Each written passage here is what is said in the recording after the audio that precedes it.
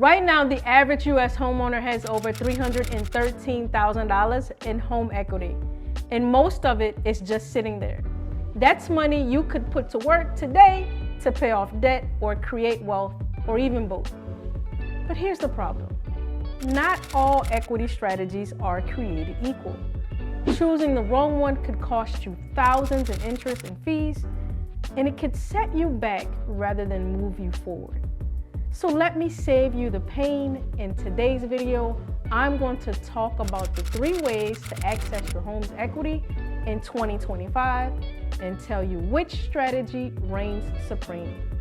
I'm Anitra Preston, co-founder of Vertical Capital, a private money lending company in New Orleans. We lend to real estate investors all over New Orleans and Baton Rouge. We started this channel because we love sharing information on what we have learned over our 21 years of real estate investing experience and how we are changing people's lives and our free community.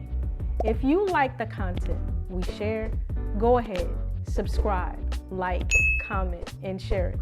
It helps. If you want to learn how our students are going from $0 to $50,000 in cash in 12 months, or $18,000 in cash in 120 days, or $100,000 in cash in 24 months, then you definitely should join our free community. The link is in the description. We want to help you get to your first $100,000 in cash liquidity. Now I know what you're thinking. Groceries cost more, gas costs more, and interest rates. Although there has been some recent news articles as late as of this past Monday that suggest that rates are down, it really hasn't panned out to what we had hoped for so far this year. Although the above may be true, using the equity in your home could be the most powerful financial tool you have access to if you use it wisely, of course. I've seen people use it to wipe out credit card debt, pay off car loans, pay off homes, place it in an income source that compounds, earns interest, and produces income to build wealth in a very, very short period of time. And I've also seen people get burned because they picked the wrong strategy and just simply used the line of credit all wrong. Let's make sure that's not you. Up first is the cash out refinance option. This is simply when you replace your current mortgage with a higher one and you put a lump sum check in your pocket. Here's what it looks like. Let's say you currently have a mortgage of $200,000 that you are in good standing with and you're making your monthly payments on time and you've never been late. Your home has an appraised value of $300,000. So you have $100,000 of equity that you can tap into. If this is your primary residence, most banks will lend up to 80% of LTV or loan to value. So your home is valued at $300,000. So the bank will issue you a one-time check for $40,000. And your new 30-year mortgage will go from $200,000 to $240,000. So basically what you did was replace your current mortgage or your old mortgage with a new, larger one. Now, because I'm a true lender and not a broker, meaning I lend my own capital coupled with the capital from my capital partners or my capital investors, and because I practice what I preach as a lender and in our free community, which is to be your own bank, it is really, really hard for me to list the pros of this particular product. So I just want to be very, very honest with you. I guess maybe one of the pros could be maybe that the lump sum is tax-free, but I'm really, really struggling to find one tangible benefit for you as the borrower. But I can name a ton of benefits as to why this is a win, win, win, win, win for the bank. Number one, the bank makes money at the closing. They make this money off of points and fees that they charge to you. So right out the gate, they're getting paid. Number two, the bank locked you into starting a new higher mortgage and note. Whatever term you had left on your old mortgage, they basically locked you into starting it all over again. Number three, Higher mortgage means more interest, aka profit for them. Amortized loans are top loaded with interest, which is their profit. The principal is not profit. If I give you $1 and you give me $1 back next week, I didn't make anything. I just got my dollar back. But if you give me $1.80 back, then I made 80 cents. And this is what they want from you every month for the next 20 years. If they can keep doing this over and over and over to you, then they trap you into this sort of interest matrix. Think about if you have owned any property for any significant amount of time and you are in good standing. Why do you think your own mortgage company markets to you? You get these emails, postcards, and phone calls telling you about how much equity you have and to jump on the call to see about getting access to it. And you've probably been in your mortgage for maybe 10, 12, 15 years because their profit is about to run out. In year 20, more of your monthly payment is going to start going towards principal than it is interest. So they start to tease you with your own equity. Number 4, the mortgage is secured by your home. Banks love collateral. If you default, they can take your property. The cons for you as the borrower is you pretty much started your amortization schedule all over again. You have a higher principal, which means the majority of your monthly payment is going towards interest. Your monthly obligation is higher than before, and you had to increase your insurance to cover the new higher mortgage. So your escrow is higher, and the worst of it all, you did all of that for a one-time use, a one-time lump sum payment. Now, can we make that make sense? If this makes sense to you, drop your comment in the comment section below. I'd love to hear your thought process. In the lending world, it is widely known that banks make tons and tons of money off cash out refinance products. It is their leading product, and they teach their employees to push this product over any other. A few years back, I was talking to the owner of a title company here in New Orleans, and I asked her how was business. This was like maybe in 2019, maybe 2020. She said refinances are up. In fact, refinances are the bulk of our business. To this day, I find that to be quite interesting. I was so intrigued by the statement that I asked another title company owner. He said the same thing. I'm not insinuating anything, but maybe I am. It's definitely something to give thought to. As far as what is the best use or when is the best time to use a cash out refinance? For a fix and flipper and rehabbers, yes, this makes sense. This is actually something that should be in your toolbox. But for primary homeowners, I would say never. Unless you got into a really, really bad deal and you need to restructure your finances because your current mortgage is just the pits, then do it. Otherwise, don't. And to learn more how to choose the best loans that are more flexible for you, join our free community.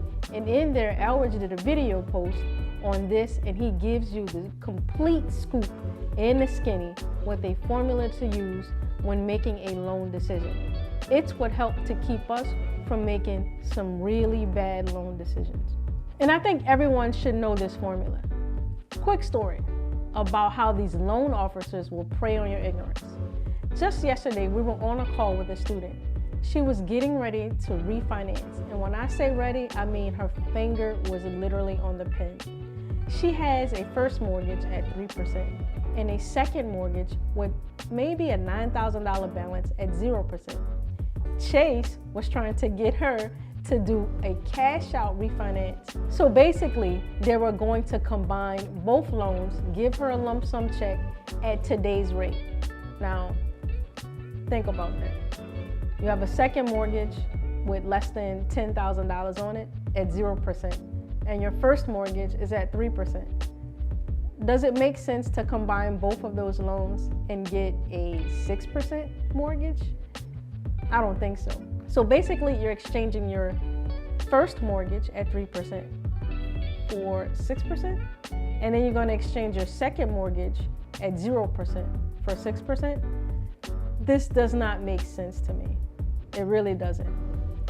It's much cheaper to keep the two separate mortgages. Why? Because when they combine, you're only paying 3% anyway.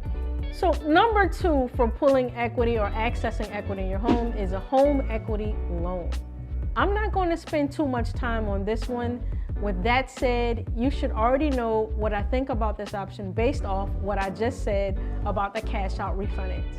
A home equity loan is basically a lump sum payout to you as a second mortgage. So instead of refinancing into one loan, you have 2 separate loans secured by your property. To determine how much you get, it's the same math as before. You borrow a lump sum at a fixed rate and make fixed monthly payments until it's paid off. There are no real pros to this. I'm not going to force nothing for no video or for no likes. I wouldn't recommend this product to nobody. Let me say this. If you're going to do this, which I would caution against, then make sure you do not take more than you need. The same thing for a cash out refinance. You are paying interest on the whole amount from day one, whether you use it or not. All right, so this brings me to the third option, our third choice for accessing equity in our home. The ultimate, the golden boy, the star of the show, which is home equity line of credit, AKA a HELOC. Basically, a HELOC is a revolving line of credit tied to your home. It works like a credit card, but usually at a lower rate. In other words, you get to use it over and over and over again. Now, for the financially undisciplined and reckless folks, this is not for you. To everyone else, this is by far the best option out of the 3 that I just spoke about. To figure out your line, how to apply, and what to avoid, check out my last video, The Ultimate Guide to HELOC. Now here's some pros for having a HELOC. Flexibility. You only pay interest on what you use.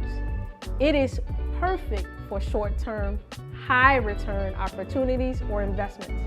Contrary to popular belief, you have the ability to control how much interest is being charged. To learn how Elridge and I and our students keep our line of credit interest low, join our free community and take the free classes. I remember one time on one of our lines, I think it was like $7,500. Our interest for one of those months was like $3, no cap.